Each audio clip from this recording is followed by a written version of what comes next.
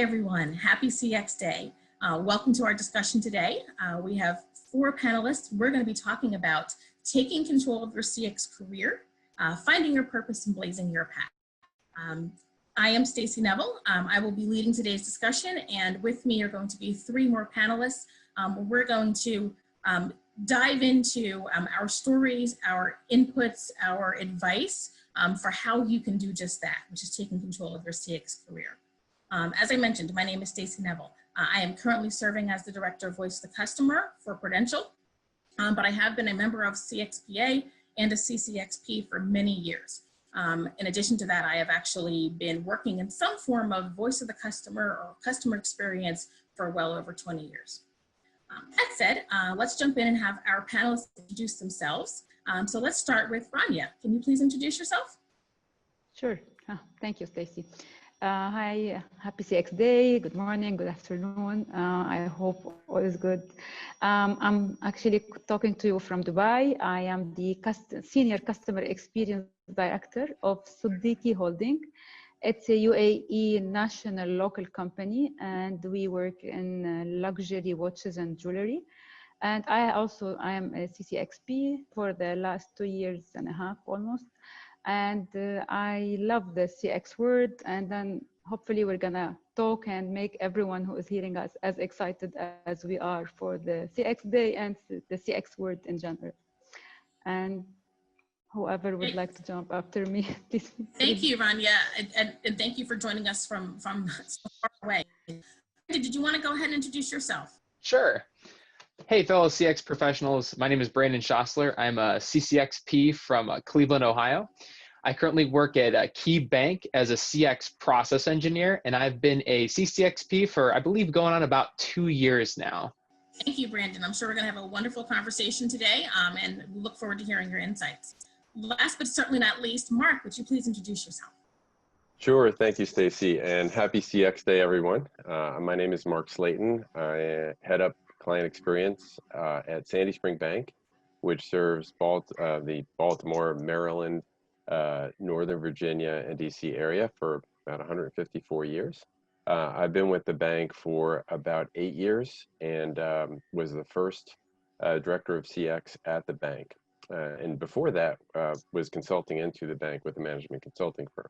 I've been a CXP since, I guess, 2014, something like that. So it's been a little while. And I really look forward to our conversation today, and hoping you're having a great CX day wherever you are. Wonderful. Thank you so much, Mark. It's funny, in my background, I actually have a bit of banking myself. So I think that's one of the first questions we have for everyone, is to talk about your path, how you got to where you are today, how you became a prominent person within the CX world, within CXPA, what got us to this discussion today.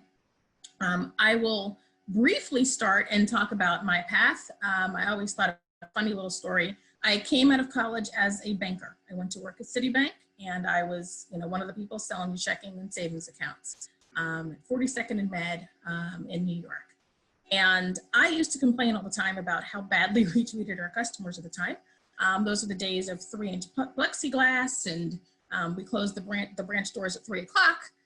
And one day, about 6 months into my job, I got a phone call from someone and I really thought I was gonna be getting fired for being too vocal, but instead they offered me a different position. They said, "We hear you have a lot to say about how we treat our customers and how we can make it better."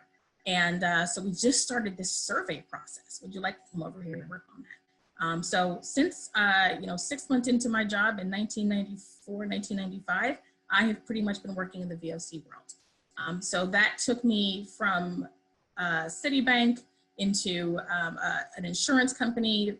Back then, I actually did a little bit of work with a utility company on CX and on employee experience as well. And then for about 15 years or so, I worked on the vendor side of this particular business, so helping to sell and stand up programs on VOC platform and technology. And then I've been at Prudential for 2 years. So that's largely my path. Going backwards a little bit further, I did major in marketing. I did Always find marketing very interesting, and through school, I actually found market research very interesting. And I have a minor in psychology because it's always been interesting to me to really understand the background thinking, why people make the decisions they did, why people choose what they do. So I think that some of that schooling and that inner curiosity is what has led me to where I am today. Branden, why don't you start us off and tell us what is your path? How did you get here today? Sure. So my path is definitely an interesting route as well. I guess when it all started, I kind of call myself an amateur practitioner back when I first got my feels for CX, back when I was in college. I was running a kids entertainment business, so I had direct control over the experience that both my clients and my team members were having. So I kind of got my first dabble into CX there. And then after I kind of graduated from college, I moved over to be an assistant store manager at Walmart, where while not directly related to CX, again, you get a lot of experience to impact both the employee and the customer experience. And then from there, I moved on to Highland Software in my first official CX role as a CX project coordinator. And it was in that role where I really dove into the CX world, and which ultimately led me to the CCXP and in my current position now at KeyBank as a process engineer. Wonderful. Absolutely, definitely. I'm sure you got a lot of firsthand experience working with people either in retail and stores and with kids. Yes, they're interesting customers. I can imagine. Rania, do you want to tell us how you got to your position today? Sure. I started actually as an IT engineer. I graduated in '99 as a computer and communication engineer, and I worked 1 year only in the IT dry world as a support engineer, if you may. And then I moved into a product manager role for actually CRM solutions and contact centers. So this really opened up my horizons, had a lot of meeting with marketing managers, people on the business side. It was much more fun and exciting than the hardware world. So I went into a master's of marketing, did my thesis on CRM in 2003, 2004. It was still very new as a field. And since then, I've been I worked a lot, like 7-8 years in automotive. And as you know, with automotive, customer satisfaction, JD Powell, all of that. Actually, we worked a lot on this kind of things. It wasn't even called CX, it was called customer satisfaction surveys. Everyone was obsessed about. And then I moved into the luxury world of watches and jewelry. It's very, very interesting with a very demanding and sophisticated clienteling. So I went for CXPA because it's good, mostly for networking, for sharing knowledge, for just seeing what's happening up there. It's very changing. And you rightly said, psychology is a big role actually, because clients keep on changing their preferences, the way they look at things, and we have just to keep up with them. And here we are. Absolutely. Yes, Yeah. thank you for that. It's Sure. very interesting the way that I think you're going to see some of your worlds collide, because we are in such an automation now within CX and the platform technology that we're kind of bringing that technology back into what we have traditionally known to be the touchy-feely world of CX, right? True. Mark, how about you?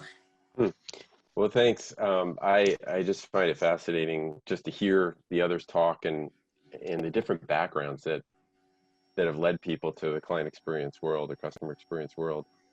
Mine was in sales and sales management. I spent 25 or so years in the corporate world in the Fortune 500, in sales, and then later on in sales management, mostly B2B sales in the Mid-Atlantic states, and then decided to go out on my own and trying to help other organizations with revenue growth and work with small, medium-sized business owners to help them with their sales force and their CRM and all the best practices around growth, including cultural strategy and mission, vision, values, and so forth.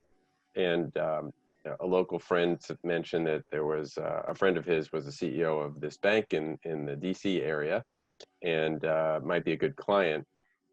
And so we ended up doing some work for what is Sandy Spring Bank, the bank I ended up working for. After a couple of years, the CEO wanted to bring an internal resource in. And again, it was really not called client experience. It wasn't really a thing yet. And so I was fascinating from being in the sales seat for so long. You were acutely aware of how to solve customer problems and help clients out, help customers out. And thought, well, it will be interesting to make a whole culture center around that. Who you hire, how you develop the folks on your team, what you measure, you know, how do you look at performance, and how you really understand it. And so that really attracted me and drew me to the world of client experience. So it was a natural thing to look at, you know, how you can build these trusting relationships in the sales world, and how that converts over to now being focused on the other side of it, and what's it like to be in the customer's shoes, and how can we get everybody thinking that way. So that's kind of my ramp up on how I got there. So very interesting.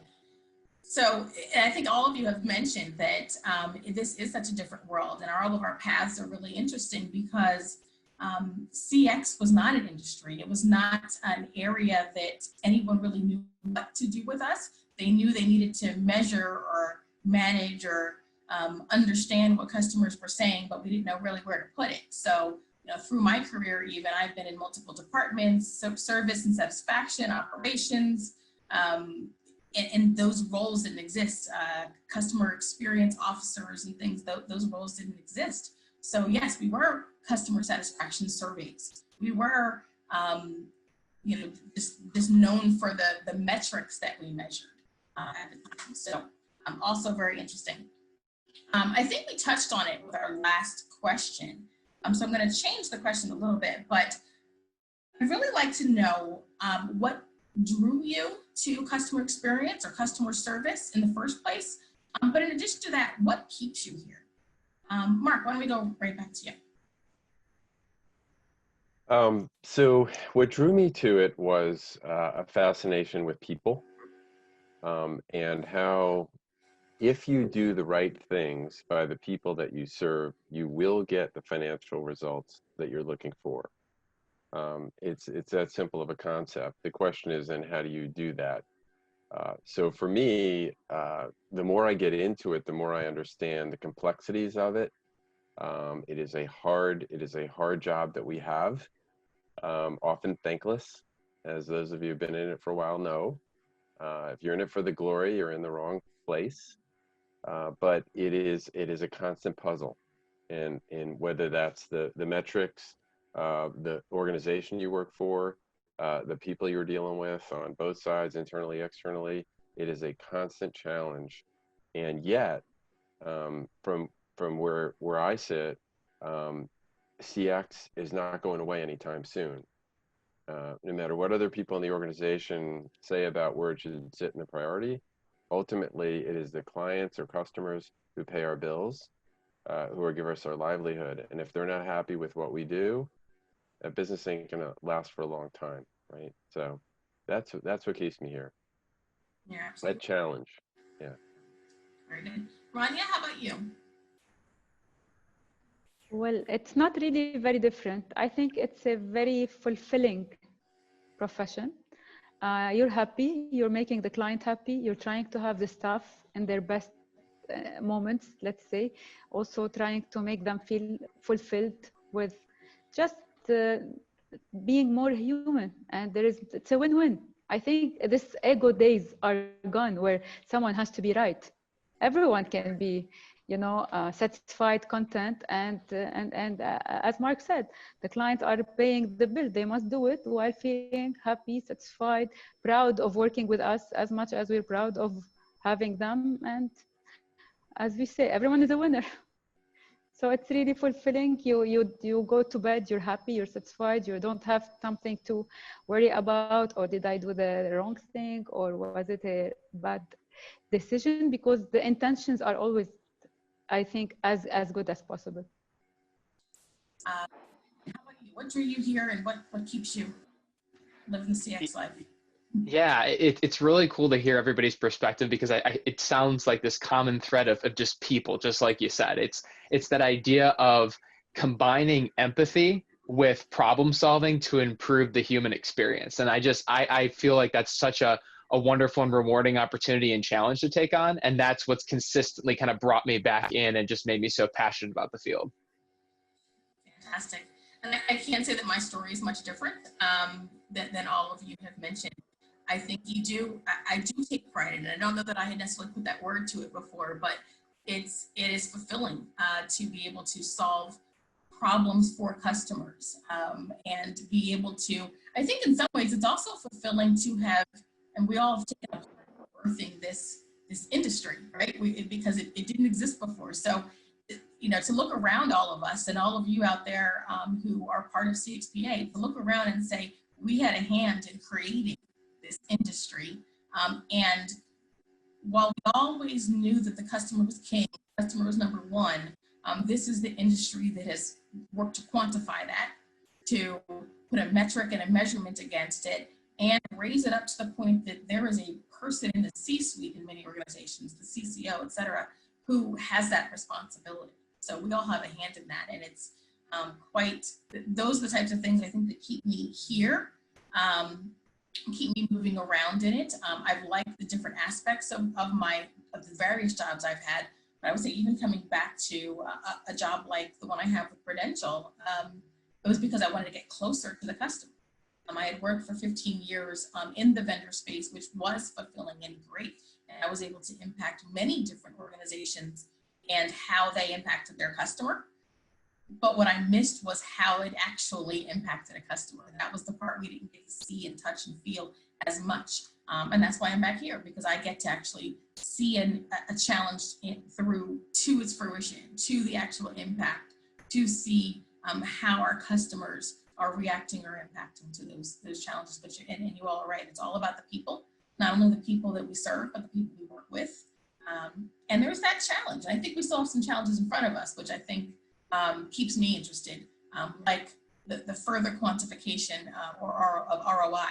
We still have some challenges that present themselves to us individually or as an industry. So definitely an area where we all can make our mark and enjoy the process and enjoy the path that we're all on. So as we talk about what got us here and looking back on our careers, it would be great to maybe offer some nuggets about what hard skills or soft skills we think people need to succeed, to enter the industry, to succeed in the industry, to continue their careers throughout the industry.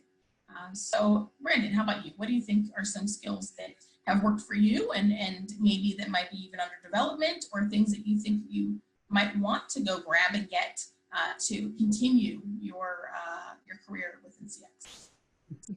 I could throw out the general one of just being very familiar and fluent with various computer programs, because I just feel like there's so much that we do that we have to kind of capture things online. I mean, surveys alone, but taking it a step further, it's the hunger for the being on the cutting edge of what's next when it comes to really great software for interacting and improving the customer experience, whether it's a digital whiteboarding tool or an online journey mapping tool. Just be constantly kind of engaged in learning about what those different things are.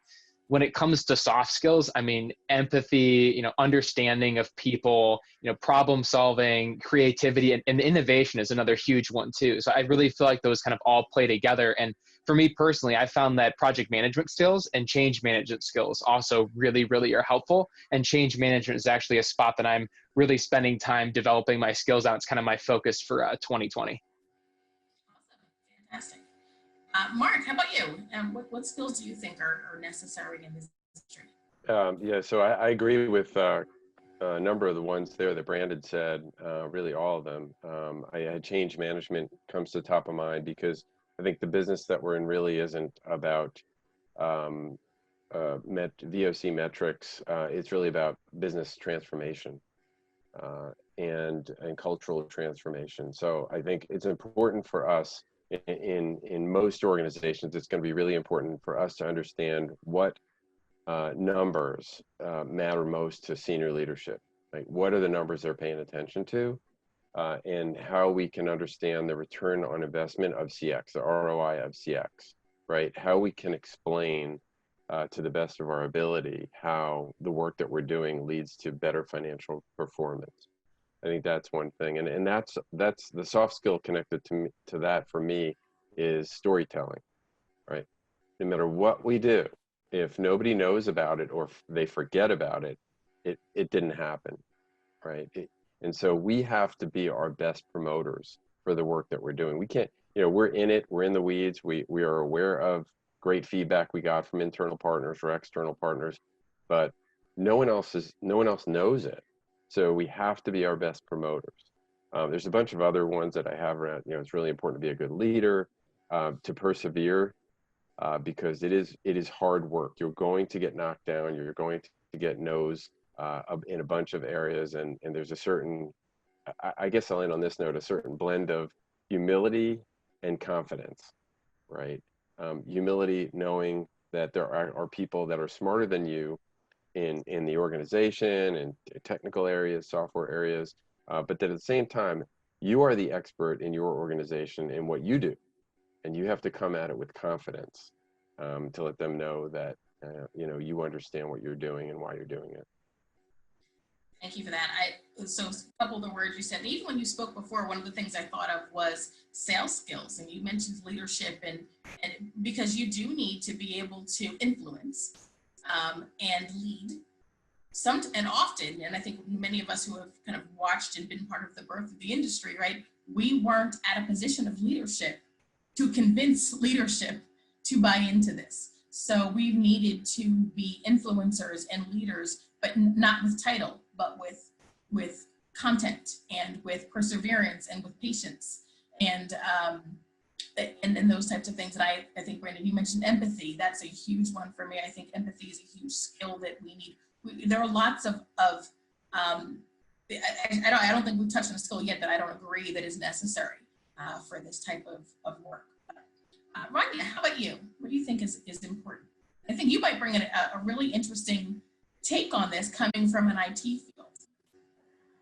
Well, not really. I mean, the technology is there, but the basics in technology that I think CX needs to understand is a bit of database, just to understand the connections in that word. But I think also a bit of statistics is good to understand the relations and be able to tell the story, but with facts, so that we influence, as we were saying. And I like actually Jean Bliss in this. She uses the word the human duct tape.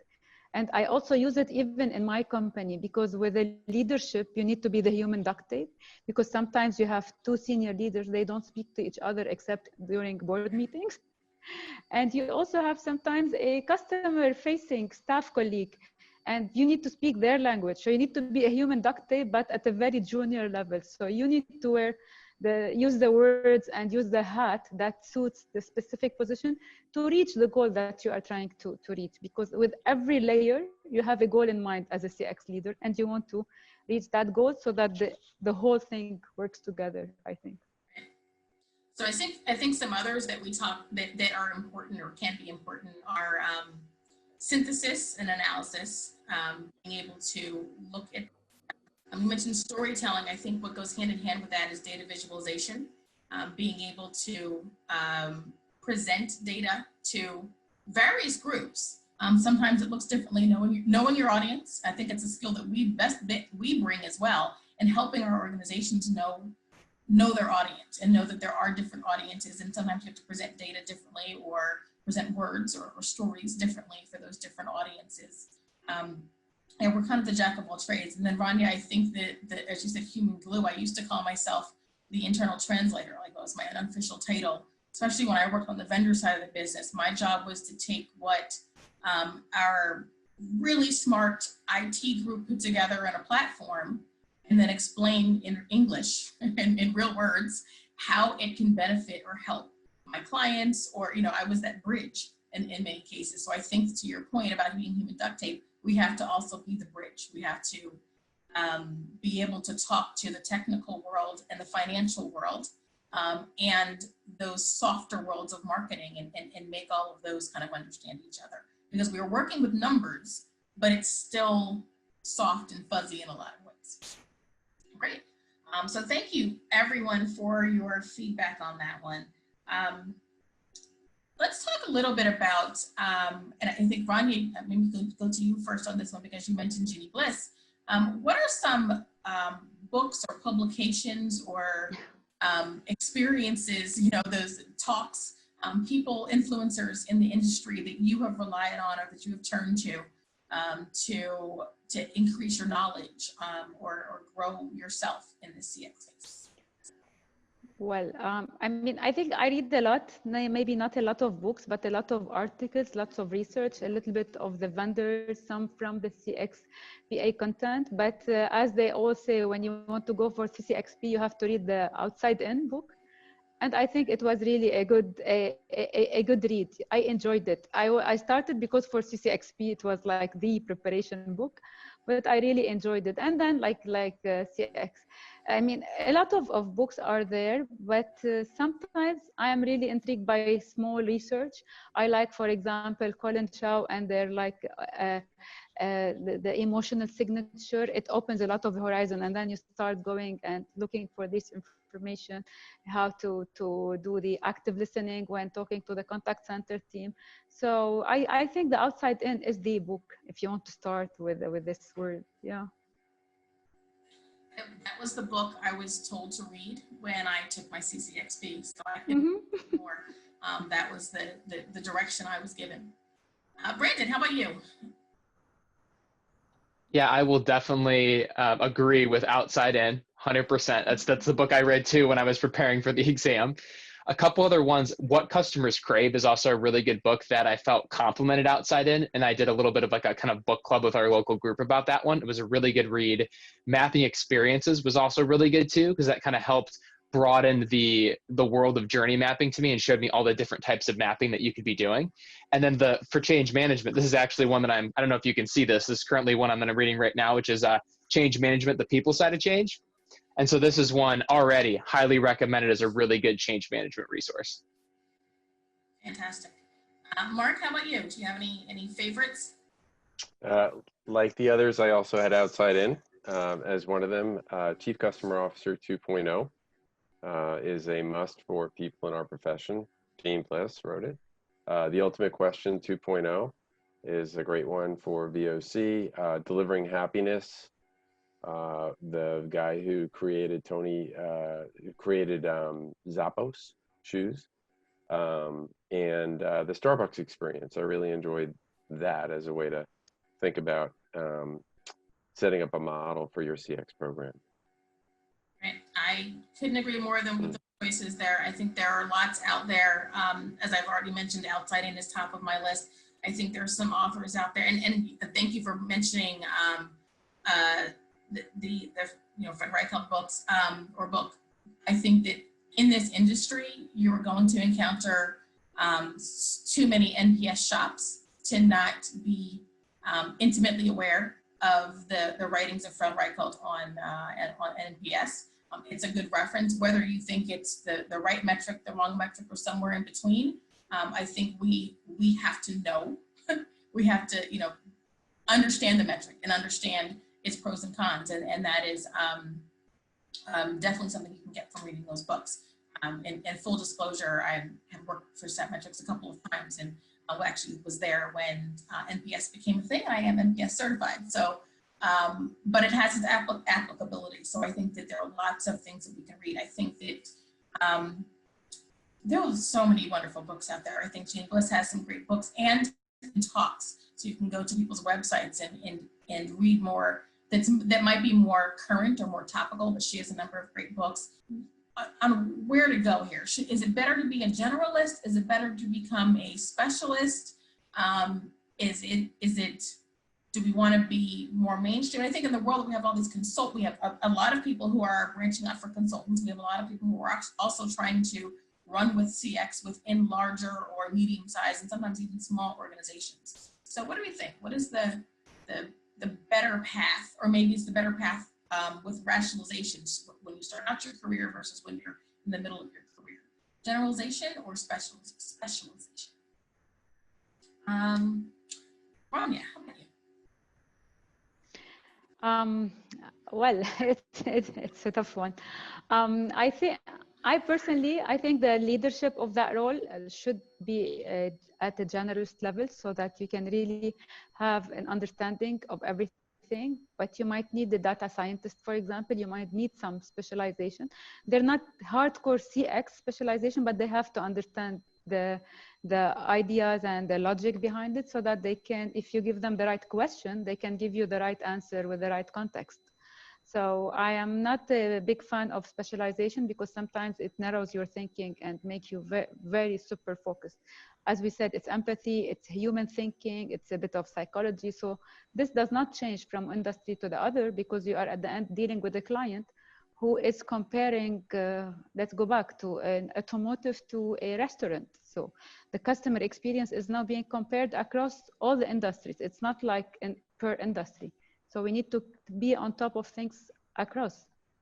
And actually, talking about change management, I think we all went through change crisis with COVID. We all did things we never did. So there is like, that's a hardcore course for all of us. So we have now to adapt and see how clients also are changing and adapt accordingly. So yeah, that's it. Yeah. So Mark, and you have been working within an organization, maybe not all within the CX industry, but you've stepped out on your own. You've also been within companies. What do you think about this specializations and the different ways of working within CX? You know, I think it kind of depends on who you are and what you love to do, what your passion is. If you love numbers, data, if you love, you know, analyzing information, then a career in VOC and staying in that area and then being able to even help on the outside of other organizations do that is fine. You know, if you love the people aspect of it and you love design thinking and journey mapping and getting in front of groups and leading workshops, then that could be your path. I ended up doing a little bit of everything, maybe because I'm not terribly good at any of them, but I love the whole thing as a whole. And my goal is eventually, you know, after I retire from the bank, I'd like to help other organizations do this. And so if the question is, you know, if you want to do this, outside, and you want to be a generalist, you're going to be able to do more things and help more companies with a broader range of things. But we don't know where the market's going to be for our help in the future. So it could be that an organization is looking for specific help in one area. I think it's kind of a, you know, what is your passion would be my answer to that question. I don't think there's a right or wrong answer from my perspective. I think that's completely fair. Branden, how about you? What do you think, or what are you thinking about this debate or this conversation? I would go off and say that, Mark, I 100% agree with that passion piece. It really depends on, you know, what you want. You know, I look at CX as a great kind of CX plus type skill where every industry, no matter what you're doing, you know, everybody's impacting the customer experience. So no matter what you're doing, CX is always a skill that you should have. And I think that there's a lot of people that, you know, definitely can look at CX as a complement to what they're already doing. And I think that really depends on what you want to do, what industry you want to go in. Do you want to work at a company and impact the CX in that industry? Or do you want to, you know, impact CX broadly as a whole as a profession? So I think it really just kind of depends on the individual and kind of like what your passion is, kind of going back to what Mark said. Again, I think that's completely fair. Generally, I think I agree. It absolutely should be based on your passion, what you like to do, what you want to do. That may change over time as you grow in your career and grow in your own life. What it is that makes you whole or most passionate may change over time. I think that to succeed within the CX space, if you have career goals to lead teams, I think, Rania, you hit the nail on the head, which is I think you need to have a base of being a generalist.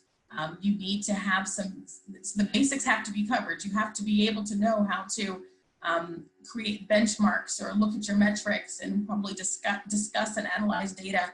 And you know, it's a little pet peeve of mine, even be able to understand the unbiased way to create a survey or get feedback to some extent. You know, how people will look to us to gather that feedback. And if we are those folks. We have to be able to do that, or know that that's not our skill, and to go find the person that can, to make sure that we're gathering that feedback in the most unbiased way possible. So I think there are some generalist understanding what the basic metrics are, understanding the use cases for those metrics, understanding those things, those are necessary at that generalist level. So you kind of get your base knowledge, and then you can grow into specialties that become your passion from there. I know how to do, some level of it all, but if I really love journey mapping or speaking, I can branch off into those areas. So I don't know that there's a right or a wrong answer to everyone's point. I do think that to the extent possible, we want to form that basic foundation. So I think the next couple of questions are going to deal with a little bit what we were just talking about. So how do those skills lead to our career goals? But more specifically, dealing with the fact that we have everyone here, we are all CCXPs, right?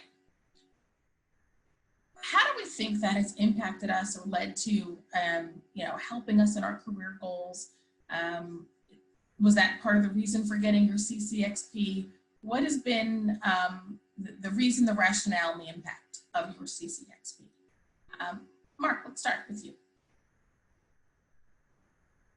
So thanks. I love learning and I love teaching, and I always have. So getting this CCXP way back, I think I was number 75. So we didn't have any recommendations for books, and we didn't have there's no place to get online training or help to prepare for the exam. So I fully expected to fail when I took it the first time. But I actually passed. So I do want to say that the first time. I took it because I wanted to really be considered kind of an expert in what I was going to be doing in my profession. And this was really the gold standard for what people like Gene Bliss and Bruce Temkin put together as a set of standards. Looking back now, 7 or 8 years since I've taken that, the questions and the things they tested us on are still very relevant today. So I'm proud to have gotten that, and I respect anyone else who has gone through that process and has passed and holds a CCXP. Great. Absolutely great. Rania, how about you? Well, number 75, I cannot beat that. I was actually number 961, and I loved it because it's the country code of my country, Lebanon. So I was like, it's a good sign.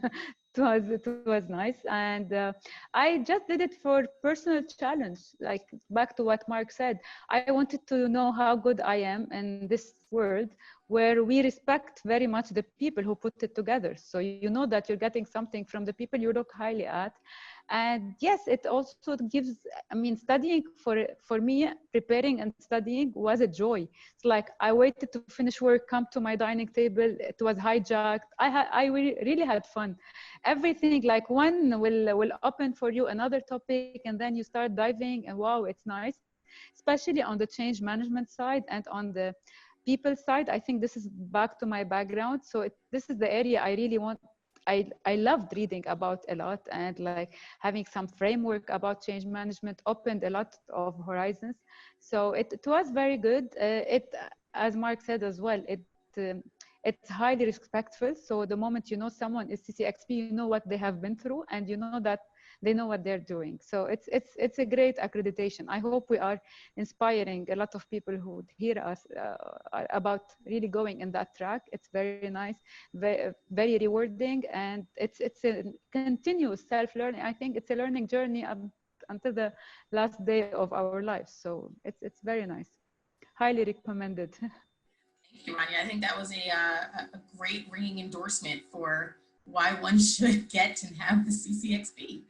Branden, how about you? What do you think is drove you to CCXP, and how has it impacted your career? So I had a little bit of a new person's perspective on this, being relatively new to getting the CCXP. And what I would say is it's a really, really great North Star for knowing kind of where to go. So if you're new to the field and you're trying to understand, okay, what do I need to learn to become an expert, or even just in the professional field itself? Like, what are the core competencies? The CCXP is a really, really great goal to work towards, to say, here are the core competencies, which the CXPA has done a great job outlining and saying, these are the things I need to learn. This is where I need to get very comfortable and become an expert in. And once I do, that milestone, that big thing that's going to kind of get me there is that CCXP. So I really, really liked it from that perspective. And to anybody that's considering joining or getting involved in this CX field, I highly recommend it. If anything, is that North Star to kind of help you determine where you should be focusing your studies. Great. I love that, because it goes back to our last discussion, which is around being a generalist. You know, this kind of gives you lays that foundation. I have this certifies that I have the foundation and the generalist skills of those 6 competencies. So Mark, I will say that, and I don't remember my number offhand, I think I'm in the 50s. So you are absolutely right. We didn't have much to go on. I took it with a number of colleagues, or at the same time as a number of colleagues. We were kind of, all of us are, you know, in the mid 40s to mid 50s. We were a team of about 12 who all took our CCXPs, and we didn't have any at the time to go through. It was a combination of reasons, but I was functioning as a consultant within the CX field. I was helping various customers and clients build their CX programs, and I had been consulting in this field for quite some time. So when an outside organization became available to be able to take an exam that would say, yes, you know what you're talking about. Yes, you know what you're doing. Yes, this is something that industry experts deem as the base of what we need to know to say that we are good at what we're doing. It was kind of a no-brainer that we should do this, because if I want my clients at the time to take me seriously, to know that I know what I'm talking about and helping them build their programs, once this became something I could do, of course, this is something I should have. It's something that that we should definitely strive for. It was scary and nerve-wracking, especially with no training. What, you know, the questions we used to jokingly sort of ask ourselves was, do we get fired if we fail? Because that was our job. Our job was to help people develop these programs and basically know everything that was on that exam. So I was fortunate enough to pass. I passed for the first time. I think we all did. So great news for all of us. And I believe that everyone I took it with is still, you know, working in the CX industry. And many are kind of seen as leaders in this industry at this time. So I think that it does serve as a great baseline. I love the idea of it being your North Star, and definitely a goal for, I think, anyone entering the CX space, because it provides a framework that previously did not exist. So that would be wonderful. So along those lines, as we talk about, you know, goals, what do you think CX professionals, those entering the CX field, those who've been in it for a little while, what should they be asking themselves or probing themselves on, or striving for to become clear or more clear, or set their career goals? Branden, we'll come back to you. What do you think are questions we should ask ourselves as we strive to grow within our CX career? Yeah, so I look at it from the perspective of the age-old question, where do I want to see myself in 3 years, 5 years, 10 years? It's a good baseline, it's a good start. And then kind of going further with that, but kind of asking yourself, okay, in those scenarios, who do I work for? Where do I work? What's really important to me? What am I interested in? What's going to get me up every day and make me think, man, I love doing this. This is fantastic stuff. So asking yourself those questions, and then once you kind of start to visualize that, you know, writing it down and having that be something that you look at on a consistent basis. Because I very much so believe in the affirmation, the visualization piece of all this, where the more you repeat that goal to yourself, the more that you strive for it, it becomes more real. And I definitely feel like, asking yourself those questions early on, visualizing where you want to go, and then reminding yourself of that on a daily basis is a huge, huge piece that's going to help with your success. Fantastic. Thank you so much for that. Mark, how about you? So I agree 100% with what Branden said. I don't really have much to add. What I would do is add maybe a slightly different direction, and that is the question you should be asking yourself once you've asked those questions is who do I want to join up with, right? And so it's really important to have commitment from the top most levels of senior management, that CX is not just a passing fad, that there really is a lot of people can give lip service to it, and people will, even once you get inside of an organization. But it's really important, I would suggest, to do your research and get as much information you can about the CEO, the person at the top, and how they really feel, and what evidence you have to show that they are not just talking the talk, but walking the walk when it comes to it, because you're going to need air cover a lot of time from that person when you go up against your battles. That's my thought. Great, thank you. Rania, how about you? Well, I think we're on a mission to change the wiring of the people, especially on like CEO and CXOs. And I don't know if the day would come where CX as a role will stop existing because everyone else will start thinking CX, and then they would like kind of know, and there will be some embedded part. Just like now everyone looks at the numbers, everyone looks at like, let's simulate what would this happen on our 3 to 5 year plan, etc. I always think, because also in the old days we used to say, when the business is mature enough, you don't need the CRM manager or someone who, let's say, owns the CRM function. It becomes embedded. So I really don't know if it will happen, like it will become embedded and then the department will be needed, but more on a deliverables, but not to do what we're talking, breaking the silos or being the glue or the duct tape. I don't know how the industry will really change or will mature, let's say. But until then, I think, yes, we need just to change the wiring. The goal is to feel that you are able to leave your like your mark and change and say, oh, we changed that in a year time because this is better for the company and for the client. So this is what's fulfilling about it. The legacy, I think, that you leave at every role when you leave. Yeah. Thank you. So Branden, I think that when you first started speaking about, when we're looking at our goals, you're right. We have to come back to what is my 3-year goal, my 5-year goal, my 10-year goal, et cetera. What is my ultimate career goal? And I think some of that will guide you in that. And, even our conversations, going back to our conversations about generalist or specialist, do I want to work for myself one day? What are your personal goals, first of all, within your career? Do I want to work for myself? Do I want to work, do I want to be CEO, et cetera? And so when I was thinking about this, Rania, it was a combination of those two, because it's not necessary. I think it's not that we have to ask ourselves, what is my CX career goal?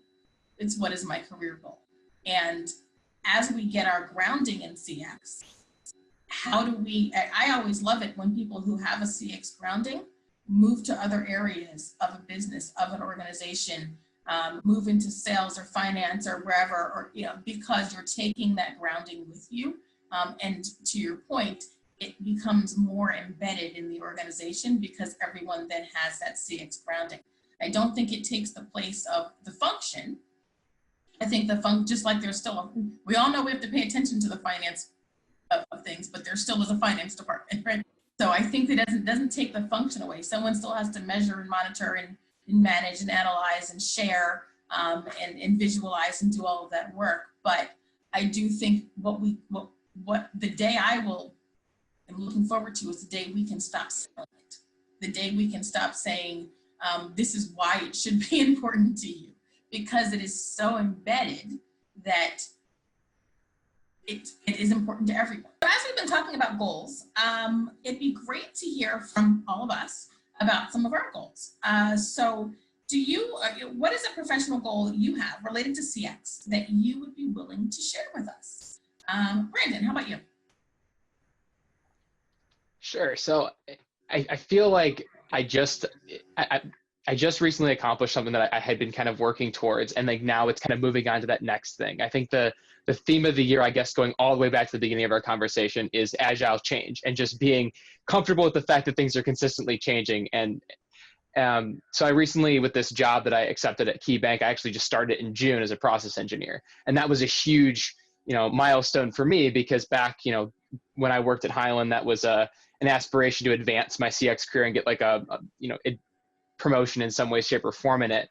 And I really see this as a stepping stone to kind of figure out, where I want to go next. I'm leaning more towards, managing a team that can help both impact the employee experience and the customer experience, because I really feel like that's where I want to go next. But there is still, and you learn this every single time you take on a new role, there's always more you can learn. So there's a lot that I still want to kind of understand and really feel comfortable with, before making that kind of next step. But that's definitely kind of where I see my next step being, just because I feel like when you have the ability to impact both the experiences of employees in an organization and the experience of the customers, that's when you can really kind of blend them together. And it's that human experience that the two of them together kind of make. So that's where I really am focusing on currently. Fantastic. Thank you. Mark, how about you? I am just impressed with Branden's energy. And I admire you. It's really exciting having been, I guess there's more years behind me than there are ahead of me in my career for sure. And to hear the excitement of someone coming up with a different process engineer and CX and all those positions that didn't exist back when I started is very encouraging to hear. For me, we're kind of after almost 8 years of doing this at the bank, and we did have a lot of air cover from our CEO, so we had a lot of help and support in terms of, I guess, corporate capital. We were able to get a lot of things done, but we keep buying banks, and that creates a whole nother set of problems in terms of creating cultural change and us all marching together. So one of the things that, and I see a lot of industries with market compression and consolidation and suffering the same kind of challenges for us CX people, are trying to get everybody, all sorts of things set up, and then you have another, hundreds or thousands of people coming into the organization who know nothing about what you've done, and aren't part of it. So how do you embed that into the culture? So for us, we've laid out some blueprints with our learning folks on something called CX University. And CX University, in the end game for it, is to be something that is a thing that is woven into the fabric of everything we do. So Stacey, you were talking earlier about, to get to the next level of an organization, you've got, level 1, level 2, level 3, whether we call it a yellow belt, black belt, whatever the names of it are. We're thinking about several levels, and everybody would have to go through level 1, everybody, but then to the next level. And so it would follow almost like a master's, like a university format, bachelor's, master's format, where you're doing a long-term project under the guidance of your line leader. So they have a vested interest in whatever topic you pick to work on. You're getting acquainted with all the CX information, both externally, sort of industry standard information at the level that's appropriate, but also the history of your organization, how everything fits into your corporate strategic objectives and the goals of your manager. So we have CEO buy-in to the concept, and because we just finished melding in another acquisition 2 weeks ago, that got put on hold for a moment. So when the pause button comes off, this is something I am passionate about. I believe that it's a great way to build it into the infrastructure of an organization so that everyone gets acquainted and aware of what CX is. They have a basic familiarity of it, why we're doing it. And then if they want to ascend in the organization, they understand this is part of their corporate resume. And outside of the organization, it's part of their career resume. That sounds wonderful. So I know we're coming up on our time today, but Rania, I do want you to be able to answer the question and talk about that, but also we're going to hit everyone. So answer that question, and then our last question is going to be your final advice. Sure. regards to your On CX a quick note, sure. For the first one, actually, my plan before the lockdown started was to get the certification in design thinking. I was planning to have like a boot camp and really have a kind of mature experience with that.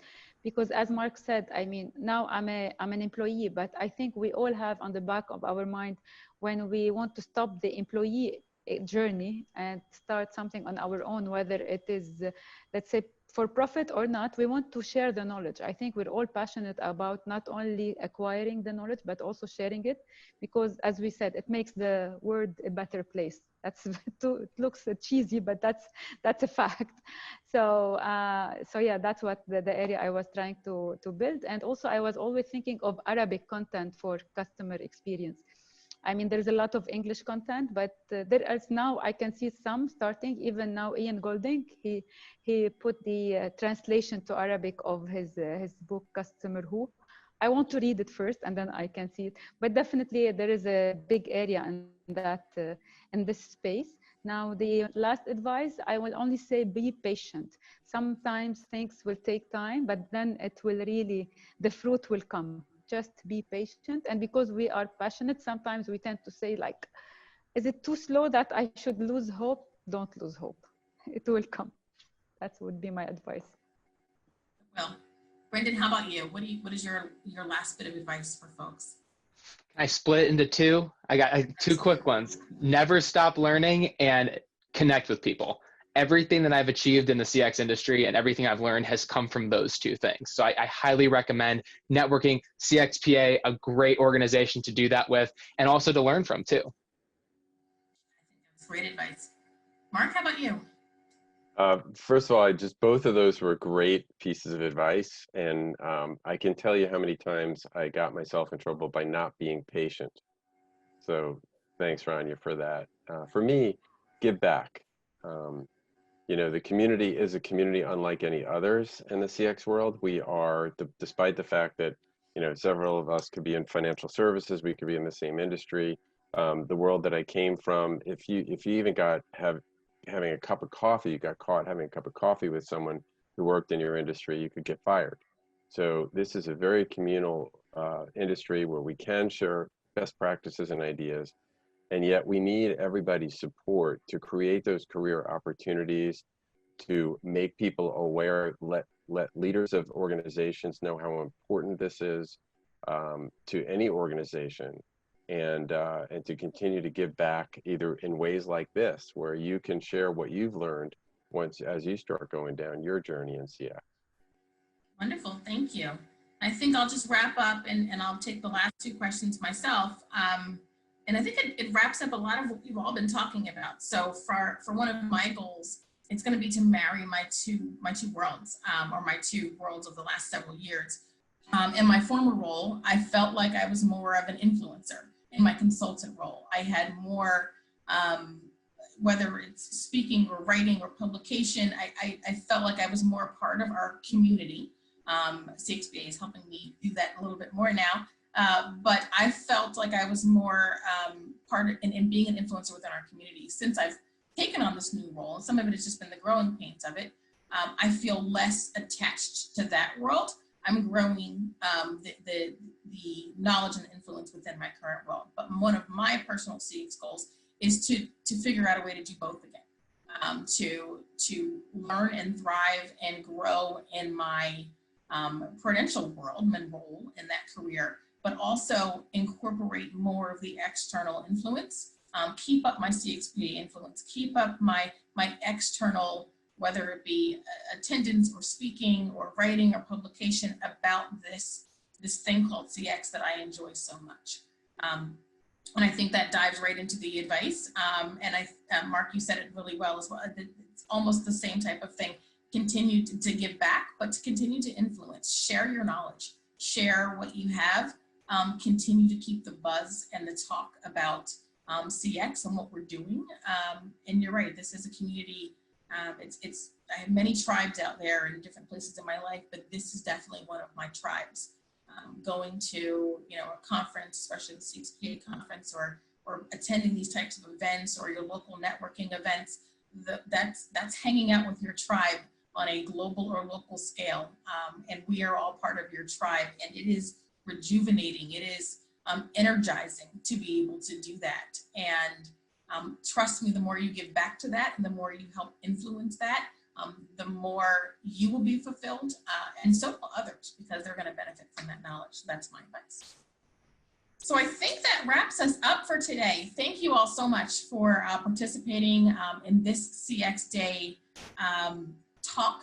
Hopefully those who have watched it will take some great advice from it and be able to learn and grow within their careers.